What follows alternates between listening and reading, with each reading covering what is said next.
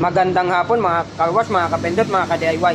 So ayan, flexing lang po tayo. Nakakuha tayo ng magandang brand ng induction motor, Michigan.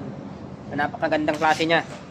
So, hindi po ito sa pag-i-endorse kasi hindi naman po tayo binabayadan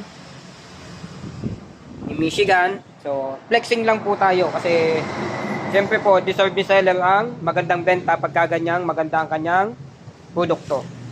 Parang kay Inco po. Kita nyo po yan. Puro Inco yan. Halos lahat ng tools ko, ultimong kaliitan. Puro Inco na. Ayan po. Puro Inco po yan. So, hindi rin po tayo binabayaran ni Inco. Pero, yan po ay kasi ay natesting ko yung paggamit kay Inco. Kagaya nito kasi itong una kong binili sa kanila. Maganda siya, matibay. So, yan. Nakalami tayo ng binili kay Inco. Chaong branch. Inco Chaong branch. Magandang hapon po. Yan. Saka naman. So, ayan po. Texting lang po tayo. Maraming salamat po mga kakarwas, mga kabendot, mga DIY. Please like, subscribe, and click the bell. Thank you.